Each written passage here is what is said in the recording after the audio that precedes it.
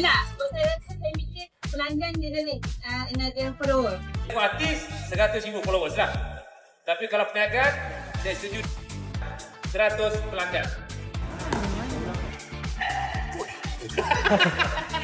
Okey, itu bukan dendam Ambil kau. What are the complain paling banyak waktu sebelum you join Ella, you dengar pada Ella? Quality consistent, Okay. supplier hard, Okay. manpower that time because it was small workshop Yeah. which is cannot produce more Yeah. and the order have long queue. Yeah. So she that time really stressed and asked me, this is the right time if you want to join.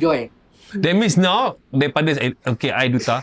So, I duta Ella Fletcher. So, now basically all the keraguan itu nampak gayanya dia handle oleh Salim. Ya. The production apa semua tak? Dia tak ada tu macam saya kalau macam masalah supplier, nak pergi jumpa supplier ke apa kan, bawa Salim. Salim kau. Lepas tu macam masalah staff bangla apa semua kan, kita kan perempuan kan. Kita boleh lah. Tapi macam nak bagi takut sikit macam, Salim ni, staff ni gini. So Salim datang, why you ni? Cerita lah. That means you support. This is the kind of husband I want to see.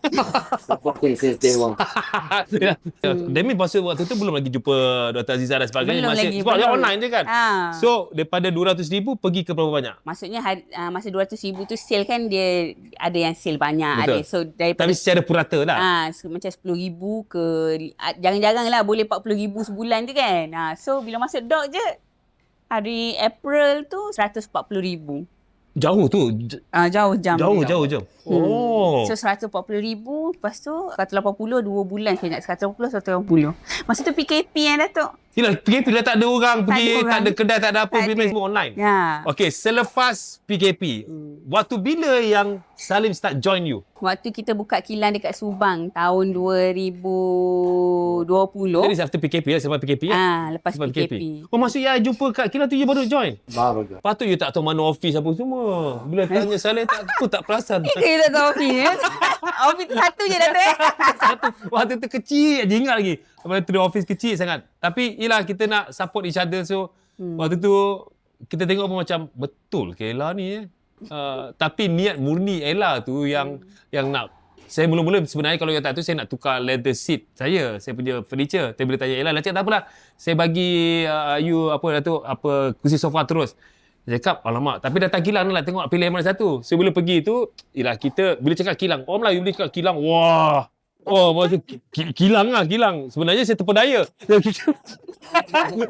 But when I went there, nampak, kira besar macam, wah, dahsyat. Orang Melayu kita buat furniture sendiri, that is something new. So kita agree. Dan until right now, yang baru sekarang ni, baru-baru ni buka kilang, satu kilangnya besar satu pandang bola. Tiga kilang kan? Tiga warehouse. Tiga warehouse, lah. kita ada kita pula, sorry. You ada, lah. 5 showroom. 5 showroom. So, saya bersama Ella daripada yang kecil sampailah yang kebesar. Saya tahu you are going very far lagi. InsyaAllah ni.